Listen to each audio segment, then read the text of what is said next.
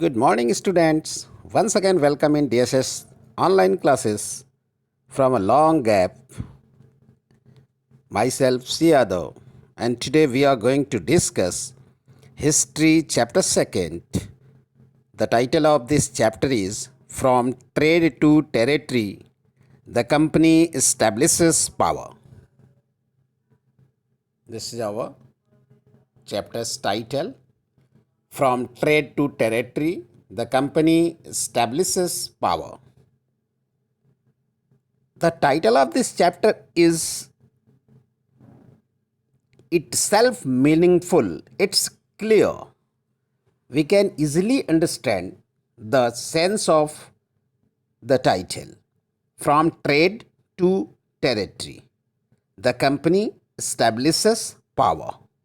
Means trade to territory, trade business व्यापार, आप जानते हैं ट्रेड का मतलब क्या होता है, बिजनेस व्यापार, और टेरिटरी, टेरिटरी का मतलब अ पार्ट ऑफ लैंड, भूभाग, जिसको हम हिंदी में भूभाग कहते हैं। तो यह चैप्टर जो है बहुत ही इंटरेस्टिंग होने वाला है हिस्ट्री में, ट्रेड से टेरिटरी तक। This is particularly discussed about the Britishers who came in India as trader, and they became ruler of this country. How it was occurred, यह कैसे हुआ कि ब्रिटिशर्स हमारे देश में ट्रेडर बनकर आए और यहाँ वह टेरिटरी के मालिक बन गए, हमारे ऊपर शासन करने लगे, हमारे देश के शासनकर्ता हो गए। इसके बारे में today we are going to discuss about this, how it was happened. इसके लिए हमें थोड़ा सा बैक में चलना पड़ेगा। जब आप क्लास 7th में हिस्ट्री पढ़ रहे थे, जिसमें हम उस समय मिडिवल हिस्ट्री पढ़ रहे थे, क्लास 6 में आप लोगों ने एंशिएंट हिस्ट्री पढ़ा, क्लास 7th में मिडिवल हिस्ट्री पढ़ा, और अभी हम मॉडर्न हिस्ट्री पढ़ेंगे। मॉडर्न हिस्ट्री नहीं, बल्कि हम उसे चैप्टर 1 में हम लोगों ने डिस्कस किया था कि जो हिस्ट्री का पीरियडाइजेशन किया था अंग्रेज़ों ने, ब्रिटिशर्स ने, उसके अकॉर्डिंग उसे मॉडर्न पीरियड तो कहा जाता है, लेकिन जो इंडियन हिस्टोरियंस ने उस पीरियडाइजेशन का क्रिटिसाइज़ किया था, उसके अकॉर्डिंग हम उसे क्या कहते हैं, उसे हम कॉलोनियल पीरियड कहते हैं, जिसे अंग्रेज़ों ने मॉडर्न पीरियड कहा इंडिया के बारे में। उसे इंडियन हिस्टोरियंस ने क्या कहा, उसे इंडियन हिस्टोरियंस ने कहा कि यह मॉडर्न पीरियड नहीं बल्कि कॉलोनियल पीरियड है, जहां अंग्रेज़ हमारे देश में, यानी दूसरे देश के लोग इंडिया में शासन कर रहे थे। तो क्लास 7th में आपने मुग़ल डायनेस्टी पढ़ा था, उसमें हम लोगों ने अकबर, बाबर, शाहजहाँ, ये सब हम लोगों ने पढ़ा था। तो Aurangzeb was the last powerful Mughal ruler. He established control over a very large part of the territory that is now known as our country India. तो अकबर जो था वह मुग़ल डायनेस्टी का सबसे अंतिम पावरफुल, शक्तिशाली राजा था, शक्तिशाली शासक था, जिसने टेरिटरी एक्सपेंशन किया, जिसने अपने राज्य का विस्तार किया, और 1707 में 1707 में उसकी मृत्यु हो गई। तो after the death of Aurangzeb, the Mughal emperors became very weak because they were not eligible to control a vast country like India. Many Mughal governors, we can say Shubedars also, and big Jamindars began asserting their authority and establishing regional kingdoms. अर्थात औरंगज़ेब के मरने के बाद जब मुग़ल सम्राट कमज़ोर होते गए, तो बहुत सारे जो गवर्नर्स थे, जिसे औरंगज़ेब ने जिनको अपॉइंट किया था, जिनको हम सूबेदार भी कहते थे और ज़मींदार्स भी होते थे, तो ये लोग सूबेदार्स और ज़मींदार्स जो थे वह रीजनल किंगडम्स इस्टेब्लिश करने लगे। मीन्स वह जो मुग़ल सम्राट थे औरंगज़ेब के बाद, उनके अंडर में काम करना बंद कर दिया इन लोगों ने। उनके अंडर काम करने से मना कर दिया और स्वयं ये लोग अपने आप को ही राजा घोषित, अपना खुद का सम्राट बनाना चालू कर दिया, अपना खुद का साम्राज्य घोषित करना प्रारंभ कर दिए। तो रीजनल किंगडम्स इमर्ज होने लगे। भारत में बहुत सारे स्थानीय साम्राज्य स्थापित करने लगे जो औरंगज़ेब के बनाए हुए सूबेदार और जमींदार थे।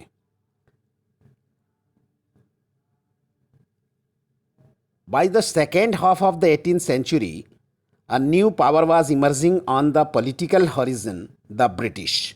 Second half of the 18th century, 18वीं शताब्दी के दूसरे हाफ में एक नया पॉलिटिकल क्षितिज तैयार हुआ, एक नया राजनीतिक जमीन तैयार हुई। और वह किन्होंने तैयार किया?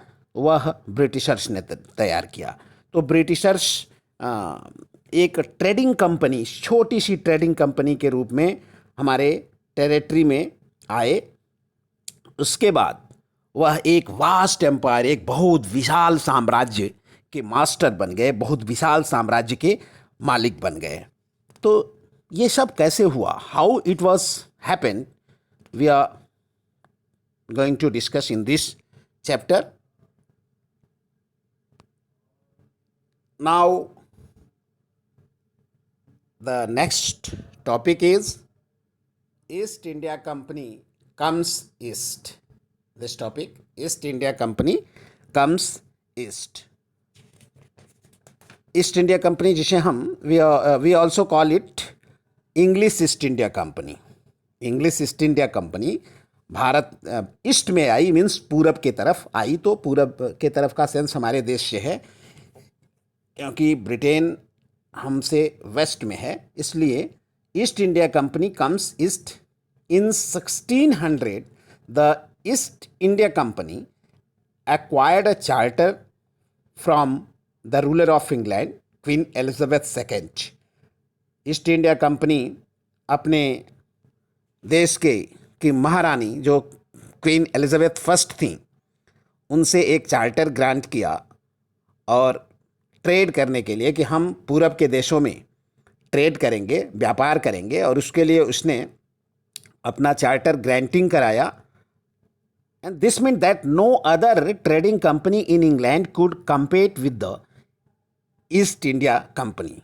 यह जो चार्टर ग्रांट कराने का मतलब है, इसका मतलब कि दूसरी कोई भी कंपनी ईस्ट में जाकर के, ब्रिटेन की कंपनी ईस्ट में जाकर के हमसे कम्पीट नहीं करेगी, हमसे कंपटीशन नहीं करेगी, और हम पूरा एक छत्र अपना राज्य, वहाँ राज्य मीन्स एक छत्र व्यापार करेंगे।